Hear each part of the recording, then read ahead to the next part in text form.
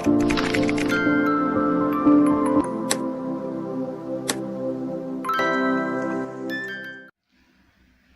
Dear students, कैसे हैं आप सब।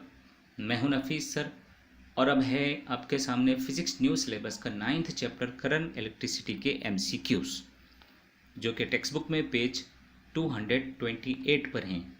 आइए देखते हैं पहला एमसीक्यू क्या है। Kirchhoff's first law, that is summation I equal to 0 at a junction, deals with the conservation of option A charge, option B energy, option C momentum and option D mass.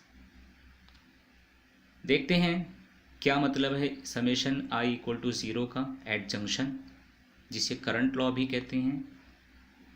The total current flowing towards the junction is equal to total current flowing away from the junction. Because आपने जब theory पढ़ी होगी तो जो charges, जो current toward the junction आते हैं उसको पॉजिटिव कंसिडर करते हैं, और जो करंट जंक्शन से दूर जाते हैं उसको नेगेटिव कंसिडर करते हैं, तो उनका सम जो होता है वो 0 होता है।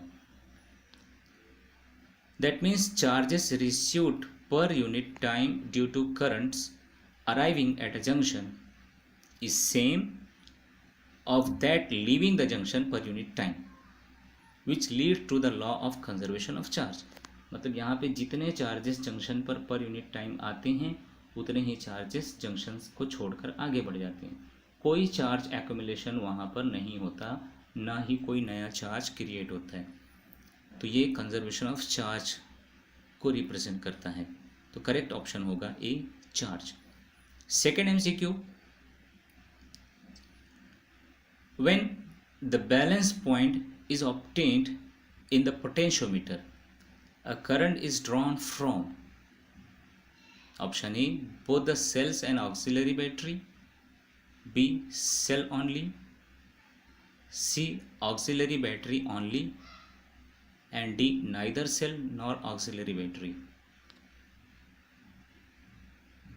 At null point, the potential drop of the wire between the positive end and the jockey becomes equal to EMF of the experimental cell. अगर आपको सर्किट डायग्राम याद होगी तो पॉइंट ए जो होता है वो पॉजिटिव होता है, पोटेंशियोमीटर वायर का पॉजिटिव एंड, वहाँ से सेल को कनेक्ट करते हैं जिसका EMF फाइंड करना होता है।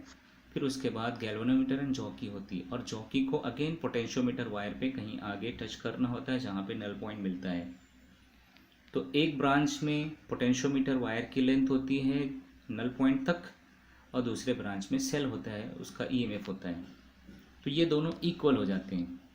That means current is not drawn from cell as galvanometer show 0 deflection. Galvanometer में 0 डिफ्लेक्शन शो होता है, दैट मीन्स 0 करंट पास होती है। इसका मतलब कि गैल्वेनोमीटर से करंट पास नहीं हो रही है। Hence a current drawn from auxiliary battery only. तो ये जो सेल है जिसका EMF फाइंड करना है, उसमें उसकी करंट जो है गैल्वेनोमीटर में से नहीं पास होती, और जो भी करंट पोटेंशियोमीटर वायर से पास होती है वो ऑक्सिलरी बैटरी की होती है, जो रियोस्टेट के साथ एंड की के साथ में सीरीज होती है। आई होप स्टूडेंट्स आपने इसको समझा होगा। अब आगे बढ़ते हैं, थर्ड एमसीक्यू देखते हैं क्या है। In the following circuit diagram, an infinite series of resistances is shown. Equivalent resistance between points A and B is. तो अगेन आप यहाँ पे क्वेश्चन को पढ़िए और सर्किट डायग्राम को देखिए। इन्फिनाइट सीरीज है, ये लैडर सर्किट है, सीढ़ी जैसा बना हुआ है, तो लैडर सर्किट बोलते हैं, लैडर इन्फिनाइट रेजिस्टेंस सीरीज। तो इसका equivalent resistance between point A and B बताना है। ऑप्शन ए इन्फिनाइट होगा, या बी 0 होगा, या फिर 2 ओम, या फिर 1.5 ओम होगा। तो काफ़ी इंटरेस्टिंग एमसीक्यू है। देखते हैं, पे बहुत सारे रेजिस्टेंस है, इन्फिनाइट कॉम्बिनेशन है यहाँ पर। तो हम इसमें से स्टार्टिंग के 2 रेजिस्टेंस को छोड़ देंगे, 1 ओम एंड 2 ओम को, और आगे के जितने भी रेजिस्टेंस है उसका इक्विवेलेंट कंसिडर करेंगे R dash, R equivalent dash. और जो टोटल सर्किट का इक्विवेलेंट होगा वो होगा आर इक्विवेलेंट। तो अप्रॉक्सीमेटली दोनों इक्वल होंगे, यानी पूरे कंप्लीट सर्किट के लिए आर इक्विवेलेंट और सिर्फ इस बॉक्स में जितने भी रेजिस्टेंस होंगे इन्फिनाइट उनके इक्विवेलेंट रेजिस्टेंस आर डैश। तो ये दोनों तो अप्रॉक्सीमेटली सेम होंगे बिकॉज इन्फिनिटी तो इन्फिनिटी होता है। अब हम बॉक्स के अंदर के जितने भी इन्फिनाइट रेजिस्टेंस का इक्विवेलेंट रेजिस्टेंस है आर डैश इक्विवेलेंट, वो इस 2 ओम के साथ में पैरेलल है। और फिर ये जो पैरेलल निकलेगा, ये कर्ली ब्रैकेट जो पैरेलल कॉम्बिनेशन मिलेगा इन दोनों का, वो इस 1 ओम के साथ में सीरीज होगा। इस तरीके से हमको टोटल आर इक्विवेलेंट मिलेगा। तो अब 1 ओम को हम ऐसे ही रखेंगे, प्लस होगा इसके साथ में, और ये पूरा जो है पैरेलल कॉम्बिनेशन दो रेजिस्टेंस मतलब एक तो 2 ओम है और दूसरा आर डैश है। तो ये होगा R1 into R2 divided by R1 plus R2 के अकॉर्डिंग। अब इसे हम सॉल्व करेंगे, क्रॉस मल्टीप्लाई करेंगे। तो क्रॉस मल्टीप्लाई करने से पहले आप देखेंगे आर डैश के प्लेस पर हमने सब्स्टिट्यूट किया है R equivalent, just you can check. अब उसके बाद क्रॉस मल्टीप्लाई करेंगे तो ये ब्रैकेट लेफ्ट हैंड साइड में आर इक्विवेलेंट से मल्टीप्लाई होगा, राइट हैंड साइड में इस 1 से मल्टीप्लाई होगा फर्स्ट टर्म से, और सेकेंड टर्म जो है 2 आर इक्विवेलेंट वो एज इट इज होगा, उसके डिवीजन से वो निकल जाएगा। ब्रैकेट ओपन करेंगे तो 2 R equivalent plus R equivalent square equal to 2 R equivalent plus 2 R equivalent. इसको रीअरेंज करेंगे तो लेफ्ट हैंड साइड में R equivalent square, right hand side में बचेगा equal to 2 plus R equivalent.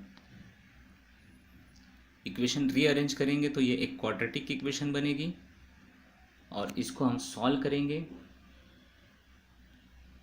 इस तरीके से जैसे आप क्वाड्रेटिक इक्वेशन सॉल्व करते हैं। तो इसमें आपको 2 वैल्यूज़ मिलेंगी, एक होगी 2 ओम और दूसरी होगी -1 ओम। तो resistance can not be negative, इसलिए आपका करेक्ट आंसर होगा 2 ओम, ऑप्शन सी। अब देखते हैं 4th MCQ क्या है। 4 resistances 10 ohm 10 ohm 10 ohm and 15 ohm form a Wheatstone network. What shunt is required across 15 ohm resistor to balance the bridge? Option A 10 ohm, 15 ohm, 20 ohm and option D 30 ohm. Students 4 resistance given है, उससे network बनाया गया है Wheatstone network, और इसमें से एक resistance अलग है तो उसके अक्रॉस शंट कितना है वो बताना है। तो you can imagine the diagram like this.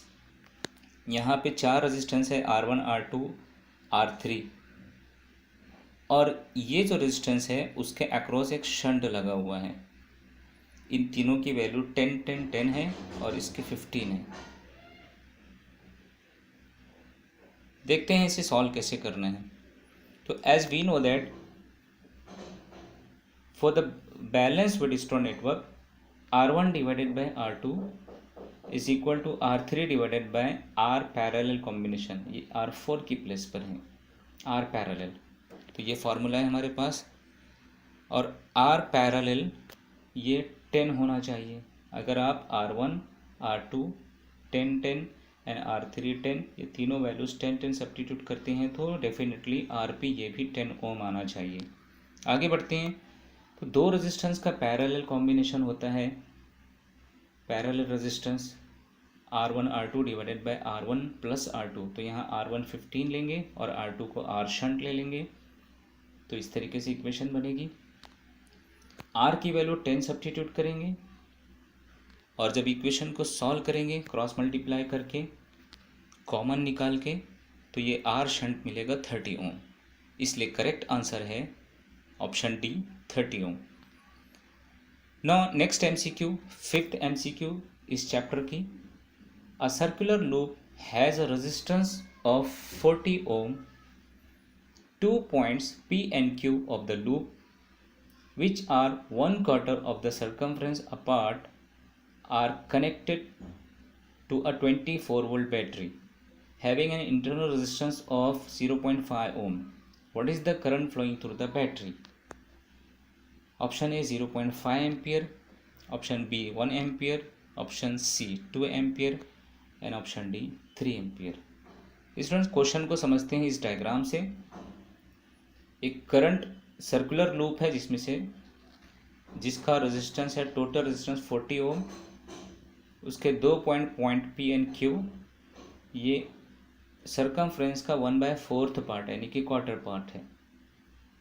उसको 24 वोल्ट बैटरी से कनेक्ट किया गया है और बैटरी का इंटरनल रेजिस्टेंस है 0.5 ओम। तो इसमें से करंट कितना पास होता है वो बताना है। आइए सॉल्व करते हैं। तो टोटल 40 ओम रेजिस्टेंस में से क्वार्टर पार्ट जो है 10 होगा, R1 कंसिडर करेंगे ये वाला, और 3/4 पार्ट जो होगा तो उसका रेजिस्टेंस होगा 30 ओम, उसको R2 कंसिडर करेंगे। अब पैरेलल, ये दोनों पैरेलल हैं तो इसको पैरेलल फॉर्मूले से सॉल्व करेंगे तो RP मिलेगा 30/4 ओम। अब हमारे पास ओम्स लॉ है for a complete circuit, E = I RP + R। तो यहाँ पर हमारे पास RP की वैल्यू आ गई है 30/4 यानी कि 7.5। Small r internal resistance given है 0.5, तो ये हो जाएगा 8I। अब EMF की वैल्यू है 24 डिवाइडेड बाय 8 होगा तो करंट मिलेगा 3 एम्पियर, यानी कि यहाँ पे जो करेक्ट ऑप्शन है वो होगा option D 3 ampere. 6th MCQ, to find the resistance of a gold bangle, two diametrically opposite points of the bangle are connected to the two terminals of the left gap of a meter bridge. A resistance of 4 ohm is introduced in the right gap. What is the resistance of the bangle if the null point is at 20 cm from the left end? Option A 2 ohm, 4 ohm, C 8 ohm and D 16 ohm। तो पहले हम imagine करेंगे bangle जो circular होगा उसका resistance R consider करेंगे और diametrically opposite point से लेफ्ट गैप में कनेक्ट है, तो दोनों सेमी सर्कुलर पार्ट का जो होगा रेजिस्टेंस R/2 होगा। अब ये दोनों R/2 पैरेलल कॉम्बिनेशन में है, इसलिए उसका जो इक्विवेलेंट रेजिस्टेंस होगा वो पैरेलल कॉम्बिनेशन से निकालेंगे। तो कंसीडर यहाँ पर जो हाफ लूप का जो रेजिस्टेंस है वो R bangle, resistance of bangle divided by 2 है, जैसा कि डायग्राम में आप देख रहे हैं। अब इन दोनों पैरेलल का जब हम यहाँ पे रेजिस्टेंस निकालेंगे तो रहेगा R1 R2 यानी कि R² divided by R1 + R2 यानी कि होगा R + R 2R। ये R कैंसिल होगा तो बचेगा R/2। अब स्मॉल r जो है वो R बैंगल डिवाइडेड बाय 2 है, इसलिए ये हो जाएगा 2 2 4 R बैंगल डिवाइडेड बाय 4। इस पैरेलल रेजिस्टेंस को हम अननोन रेजिस्टेंस कंसिडर करेंगे लेफ्ट गैप में। अब मीटर ब्रिज का जो फॉर्मूला है वो है X = R LX/LR। तो यहाँ पे R की वैल्यू हमें गिवन है 4 ओम और लेफ्ट गैप से LX 20 सेंटीमीटर है, वैल्यू सब्स्टिट्यूट करेंगे 4 20, 100 - 20 होगा 80, तो ये LR मिलेगा 80। इसको जब आप सॉल्व करेंगे तो ये X मिलेगा 1 ओम। अब इसको RB से रिलेट करेंगे, X = 1 = RB/4, तो RB मिलेगा 4 ओम, इसलिए करेक्ट आंसर है ऑप्शन बी 4 ओम।